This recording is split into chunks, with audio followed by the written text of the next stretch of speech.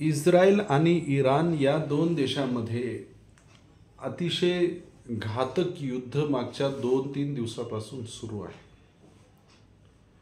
दोन्ही देशांनी एकमेकांचं इतकं प्रचंड नुकसान केलंय की आता या दोन देशांमध्ये शांतता प्रस्थापित होईल अशा प्रकारची परिस्थिती राहिलेली नाही. हे युद्ध कुठे जाऊन थांबेल आणि त्याच्यामध्ये किती नुकसान होईल, त्या दोन देशांचं नुकसान सोडा, परंतु जगाचं देखील किती नुकसान होईल याचा देखील आज आपल्याला अंदाज लावता येत नाही.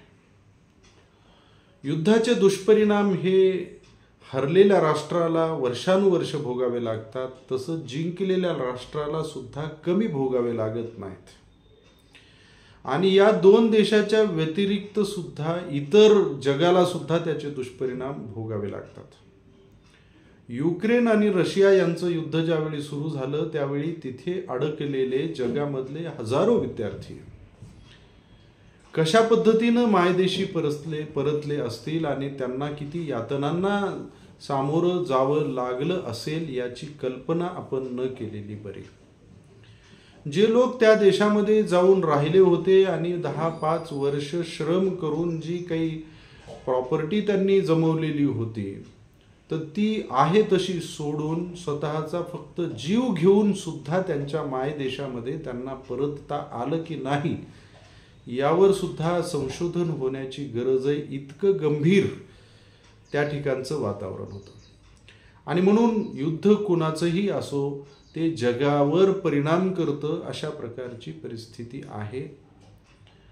अशा वेळी ज्या काही एजन्सी आहेत, ज्याच्यामध्ये युनो आहे, ज्याच्यामध्ये नाटो आहे, ज्याच्यामध्ये वेगवेगळ्या देशांच्या संघटना आहेत, ह्या एकमेकांना मदत करण्याचं काम करत असतात आणि जगाचं वातावरण शांत करण्याचा प्रयत्न करत असतात.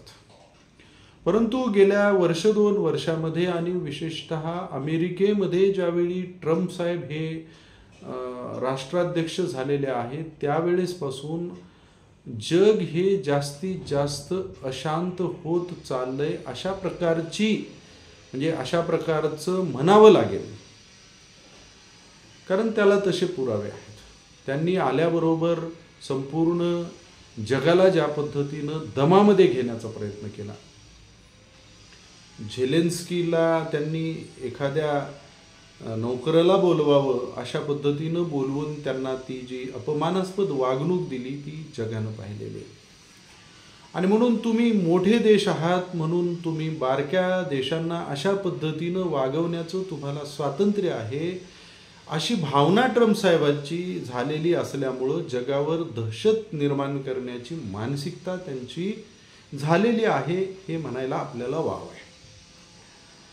दुसरं, ते टॅरिफच्या माध्यमातून कुणालाही समजेल, परंतु त्यांना का समजत नाही हा एक वेगळा प्रश्न आहे.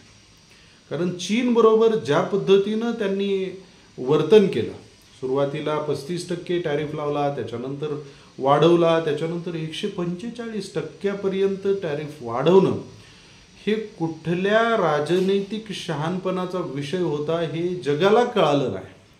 परंतु तुम्ही मोठे आहेत, तुमच्याकडं अण्वस्त्र आहेत, तुमच्याकडं अणुबॉम्ब आहेत, तुमच्याकडं जगातली प्रगत सैन्य व्यवस्था आहे, म्हणून तुम्हाला शहाणं म्हणा, नाही म्हणालात तर तुम्हाला बेचिराख करून टाकू, अशा प्रकारची मानसिकता या प्रगत राष्ट्रांची राहिलेली आहे. आणि म्हणून जग अशांत होतंय त्याला तात्पुरते काही कारणं दिसतात. समजा उदाहरणार्थ इराण जे इस्रायलच्या विरोधामध्ये उतरलंय की वरवर पाहता आपल्याला असं वाटतं की इस्लामिक स्टेट्स जे आहेत हे इस्लामिक स्टेट्स आणि इस्रायल यांच्यामध्ये जे झगडा आहे, जमिनीबाबतचा झगडा, की इस्रायल ही भूमी इस्लामला मानणाऱ्या लोकांची होती आणि इस्रायलने ती बळकावली, अशा पद्धतीची भावना इस्लामिक वर्ल्डची झाल्यामुळं इस्लामिक देश जे आहेत हे इस्रायलच्या विरोधामध्ये आहेत, इस्लामिक मानसिकता इस्रायलच्या विरोधामध्ये. तर हे युद्धाचं कोणतं तात्कालिक कारण झालं. परंतु याचे जे खरे कारण आहेत हे खरे कारण तसे वेगळेच आहेत. कारण काय की जगामध्ये ज्या युद्धाच्या साहित्य बनवणाऱ्या कंपन्या आहेत ह्या सगळ्या अमेरिका, रशिया आणि नाटोचे देश यांच्याकडे आहेत. मग 10-15 वर्ष जे युद्धाचं साहित्य असतं हे साहित्य त्यांनी प्रगत म्हणजे अविकसित देशांना, विकसनशील देशांना विकलेलं असतं. आणि हे देश जर शांत राहिले तर त्या युद्धाच्या साहित्याचा वापरच होत नाही. आणि अरबो रुपयांमध्ये एक विमान म्हणजे आपण बघितलं डीलमध्ये एखादं फायटर जेट जर घ्यायचं झालं तर 40,000 कोटी, 50,000 कोटी अशा पद्धतीचा त्याचा भाव असतो.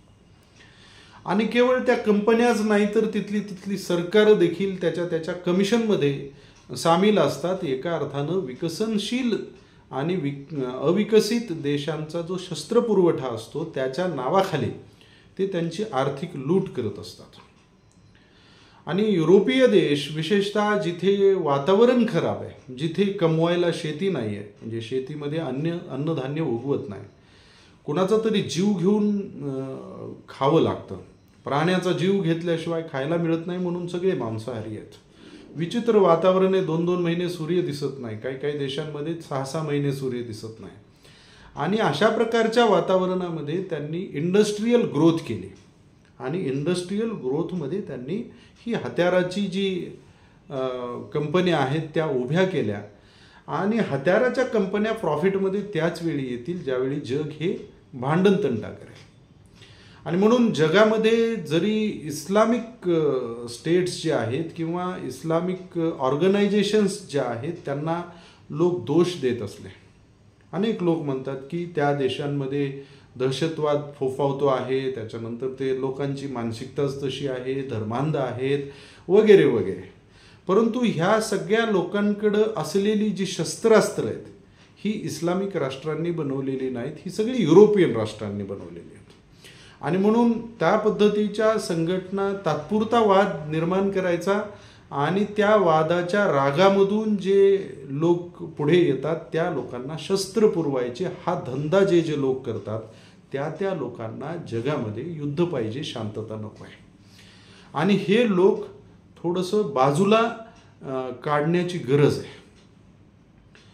कारण कसं आहे की जोपर्यंत दुधाचं दूध आणि पाण्याचं पाणी करण्याची पात्रता लोकांमध्ये येत नाही, आता समजा आपण या आंतरराष्ट्रीय प्रश्नावर बोलत आहोत, म्हणजे हे बोलण्याच्या नंतर याचा फायदा होणार नाही असं नाही आहे. कारण ग्लोबली आपण एक झालेलो आहोत. पूर्वी आपल्याला एका गावावरून दुसऱ्या गावाला जायला जितका वेळ लागत होता तितका वेळ एका देशामधून दुसऱ्या देशामध्ये जायला सुद्धा आता लागत नाही. तर त्या दृष्टीनं आपण सगळेजण एक आहोत. म्हणून या युद्धाची, त्याचं कारण असणाऱ्या लोकांची, त्याचं कारण असणाऱ्या देशांची मानसिकता तपासणं आणि त्यांच्या मानसिकतेच्या विरोधामध्ये जनमत तयार करणं हा प्रयत्न देखील होऊ शकतो. त्या दृष्टीनं मी या चर्चेला हा व्हिडिओ घेतलेला आहे.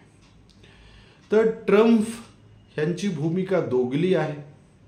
मागच्या 60 दिवसापासून मी इराणला सांगत होतो की अणुकरार म्हणजे अण्वस्त्र बनवणार नाही असा करार करा, नाही तर गंभीर परिणाम भोगायला तयार राहा, ह्या ट्रम्पनी धमक्या दिलेल्या. म्हणजे इराणसारख्या, इराकसारख्या किंवा छोट्या छोट्या देशांनी अण्वस्त्र बनवायची नाहीत. आणि अमेरिकेकडं 7,000 अणुबॉम्ब, हायड्रोजन बॉम्ब असतील, कसले बॉम्ब आहेत हे पडून आहेत. मग हा हक्क तुमच्याकडे हायड्रोजन बॉम्ब पडून, तुमच्याकडं अणुबॉम्ब हजारावर पडू नयेत आणि या देशांना तुम्ही कंपल्शन करण्याचा अधिकार काय, हा प्रश्न कुणीही जगामध्ये विचारायला तयार नाही. मीडिया सांगत राहतो आतंकवादी आहेत, एकमेकांच्या देशामध्ये जाऊन मारतात. मारणं चुकीचं आहे, आतंकवाद हा चुकीचा आहे, त्याला ठेचलं पाहिजे वगैरे, ह्या गोष्टीचं कोणीही समर्थन करणार नाही. परंतु मगाशीच मी म्हटल्याप्रमाणे आतंकवाद्याच्या हातामधले शस्त्र हे कुणाचे आहेत, ते बनवलेत कुणी, आणि ते जर बनवले नाही आणि ते जर त्यांना पुरवले नाही आणि त्यांना विकले नाही तर अडचणीत कोण येणार आहे, कुणाचा तोटा होणार आहे, हे लोक या युद्धाच्या मागे आहेत हे सांगण्यासाठी हा मी व्हिडिओ केलेला आहे.